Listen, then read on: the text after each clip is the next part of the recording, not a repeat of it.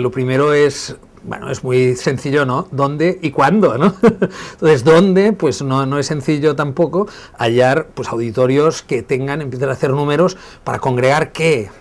1000 personas, pero vas a un sitio de 5000, uy, eso es demasiado, pero qué costes, en fin, todo es muy complejo hasta que logras hallar un lugar como un auditorio, ¿no? Que dices, bueno, está bien porque acústicamente puede dar para una música que esté, al principio iba a ser muy unplugged, pero luego se fue electrificando porque Quimi Portet dijo, no, yo vengo con mi banda, en fin, bueno, la cosa se complicó, pero a la vez tenía que ser una parte con lectura también, musicalmente tuve claro que dominaría un piano, y por tanto era más que un concierto de rock en un polideportivo, pues en un auditorio, pero luego fechas, horas, los costes, a pesar de que sea benéfico, costes, tarifas institucionales, pero sí, pero no, una complejidad extrema.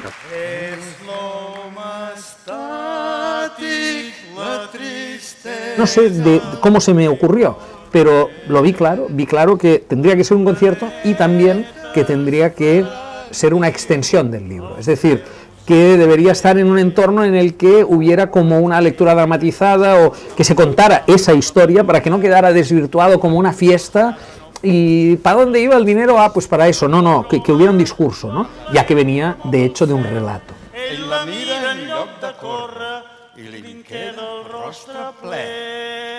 Me lo tomé como hacer una novela de la que ya tenía el guión, ¿eh? Es decir, para mí estaba claro como creador que era pasar también a otra pantalla, ir al volumen, con personajes distintos, un formato que tuviera un ritmo, que las lecturas fueran acompañadas de un par de temas musicales o actuaciones teatrales, o un Pep Bow con sus burbujas maravillosas, o bien el tricicla pues haciendo un gag, pero a la vez el material audiovisual que estaba de fondo era preciso producirlo. Existían las fotos y alguna imagen de estos niños y de estas fundaciones, pero hacía falta pues también un trabajo de edición, muchos elementos, ¿no? Relación con los medios, un calendario férreo y un personaje clave que fue el fotógrafo Jordi Ribó, el mismo fotógrafo que había fotografiado a mi hijo y que por tanto formaba parte del libro. Él me dijo que su aportación a ese concierto pues sería hacer una serie de fotos con todos los participantes en silla de ruedas, que fue una exposición que nos dio visibilidad, que nos permitió hacer una exposición en una librería céntrica en Barcelona, que nos dio entrevistas en televisión para mostrar las fotos de quienes participarían, algunos de los cuales eran gente que trabajaba en televisión, de modo que había un punto también de implicación, y de un modo muy improvisado, pero creo que bien estructurado, pasaron esos 5 o 6 meses que podría decir sin temor a equivocarme que debieron ser los 5 o 6 meses más ajetreados de mi vida, ¿no? Hasta llegar al 14 de junio, en el que yo ejercí de maestro de ceremonias, no quise leer ningún fragmento, pero iba presentando, ¿eh? Y aquello, en fin, fue muy intenso y a la vez yo creo que fue una gran visibilización de un territorio que solo se conoce desde el dolor y desde la reivindicación necesaria de algunas mejoras, pero que tuvo su elemento creativo. De hecho, unas de las imágenes que mostré eran videoclips, videoarte creado por discapacitados desde un centro de Barcelona, que alucinaron que yo tuviera la intención de mostrarlo también, porque no siempre contaban con la complicidad de los familiares, de los propios discapacitados que ya tenían una cierta edad, que participaban en un vídeo artístico haciendo unas cosas muy raras, ¿no? Y en cambio allí encajaron perfectamente mientras tocaban sus canciones grupos como Gossos o els Pets o el Quimi Portet, no? Mentre preparen l'escenari per al següent número, anem a veure un senyor que porta molta estona treballant per aquí. Miguel, com ho portem, això? Hubo una librería en el vestíbulo del auditorio en el que se ofrecían evidentemente las dos versiones de Quiet, pero también se ofrecían los libros de Gallardo, de Miguel Gallardo, que estuvo durante todo el acto en el escenario creando un cómic que todavía está inédito, pero que lo hizo ese mismo día, se llama Super Quiet, y también los libros de otros creadores que han tocado este tema, ¿no? Algunos de los cuales estaban presentes también en el acto, y hubo como una gran librería para, como una gran mesa en la salida.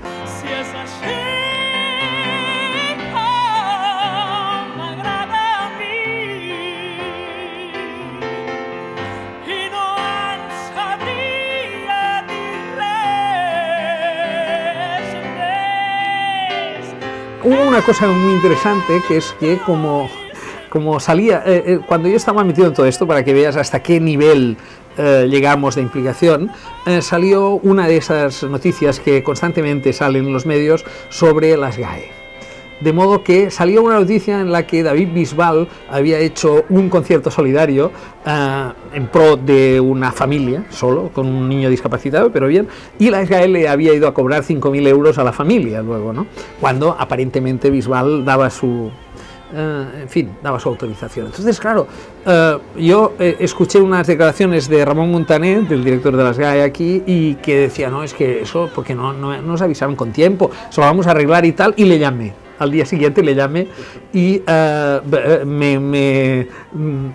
más o menos me redirigió y total que acabé redactando, porque lo tuve que redactar yo, pues no había modelo en las GAE, no había un modelo claro que yo pedía, pero lo redacté yo, que para eso soy escritor, un modelo jurídico en el que todos los creadores de todas las canciones que estaban allí, por un lado daban sus derechos de imagen, cedían sus derechos de imagen para esta causa y cualquier cuestión derivada benéfica, y por otro lado los autores de las canciones también cedían sus derechos como autores de SGAE para evitar que luego estas fundaciones recibieran la visita, ¿no?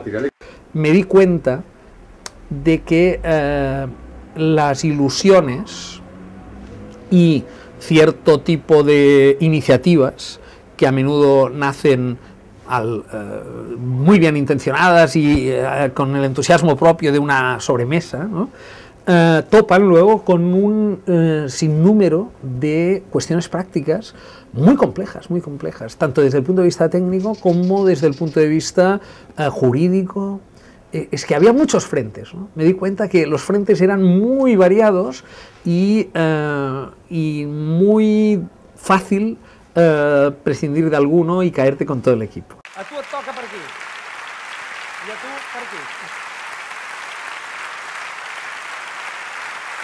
Yuyu murió 1 mes y 10 días después del concierto, pero para nosotros nos llena de gozo que estuviera allí. Cuando acabó el concierto estuvimos saludando desde el escenario, ¿no? Incluso hay que también el azar, ¿no? Incluso marca el saber morir. Los antiguos griegos no escribían las biografías, sino sus mortografías, ¿no? Es decir, hay libros sobre cómo morían los filósofos, en qué situación, cómo y cuándo también. Es decir, una biografía no se cerraba hasta que no se daba ese colofón.